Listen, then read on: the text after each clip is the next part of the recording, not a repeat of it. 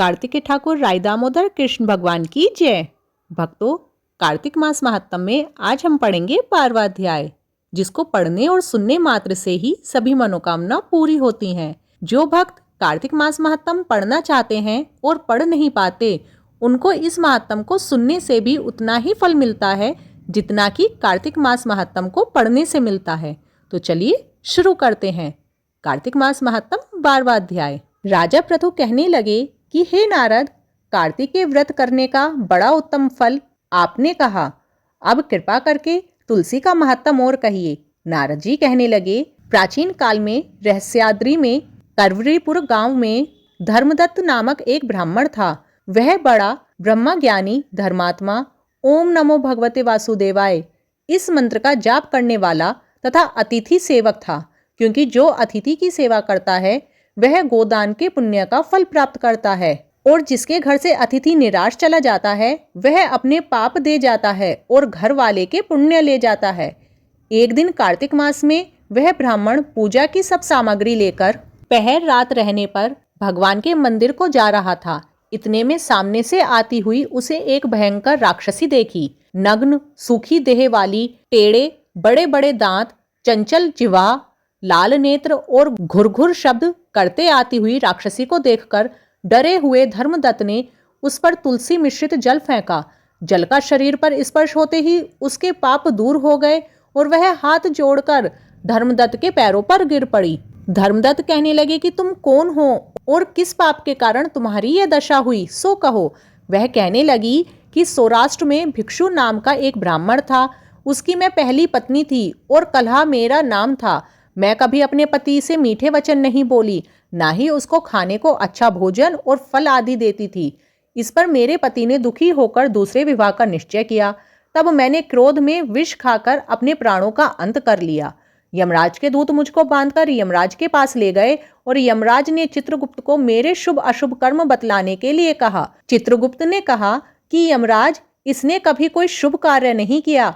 यह सदैव अपने पति के साथ द्वेष करती रहती है। आप अच्छा भोजन करती और पति को घटिया भोजन देती थी। तब यमराज ने आज्ञा दी कि यह जिस पात्र में भोजन बनाती उसी में खाती थी, इसीलिए यह अपनी संतान को खाने वाली बिल्ली की योनि में जाए। यह अपने पति के साथ कलह करती थी, इस कारण विष्ठा खाने वाली सूकरी की योनि में जाए, और इसने आत्महत्या की, इस कारण प्रेत योनि में जाए। सो महाराज, मैं 500 वर्ष से इन योनि में फिर रही हूँ। भूख और प्यास से दुखी होकर एक बनिए के शरीर में प्रवेश करके कृष्णा और वेणी नदी के संगम पर आई।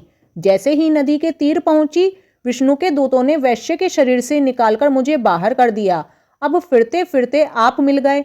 आपके तुलसी मिश्रित जल से मेरे सब पाप नष्ट हो गए हैं। अब इन तीनों योनियों से छूटकर किस प्रकार मुझको उत्तम गति प्राप्त हो, सो कहिए। धर्मदत्त कहने लगा, तुझे देखकर मेरा मन अति दुखी होता है। तीर्थ, व्रत और दान प्रेत योनि में नहीं हो सकते। तुम्हारे पाप बहुत हैं और पुण्य बहुत थोड़े। इससे हमने जन्म पर्यंत जो कार्तिक का व्रत किया है उसका आधा पुण्य तुमको दिया, जिससे तुम उत्तम गति को प्राप्त हो।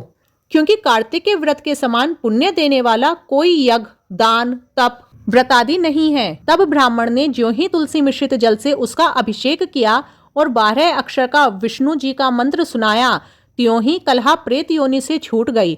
अग्नि के समान दिव्य देह धारण कर लक्ष्मी के समान रूप वाली बनकर उसने ब्राह्मण को नमस्कार किया और आनंद से बोली, ब्राह्मण, पाप रूपी समुद्र में मुझ डूबती हुई को आप नौका रूप मिले हैं। उसी समय उसने विष्णु दूत पुण्यशील और सुशील सहित विमान देखा। भगवान के दूतों ने कलहा को विमान पर बैठा लिया। विमान को देखकर धर्मदत्त अति विस्मित हुआ और भगवान के गणों को देखकर चरणों में गिरकर दंडवत और नमस्कार करने लगा।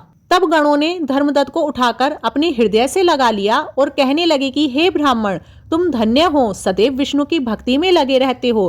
तुमने अपने कार्तिक के व्रत का आधा फल इसको दिया, उससे यह मुक्ति को प्राप्त हो गई है। तुम्हें भी विष्णु लोक प्राप्त होगा। तुम राजा के कुल में उत्पन्न होंगे और तुम्हारा नाम दशरथ होगा। भगवान विष्णु राम का अवतार लेकर तुम्हारे पुत्र होंगे। तुम्हारी 3 रानियां होंगी, उनमें तीसरी रानी यह कलह केकई होगी और फिर तुम विष्णु लोक को प्राप्त होगे। कार्तिक मास महात्म में ये 12वां अध्याय पूरा हुआ। वीडियो अच्छी लगी हो तो लाइक शेयर करें और आगे की कथा महत्तम सुनने के लिए चैनल को सब्सक्राइब करें। हरि बोल।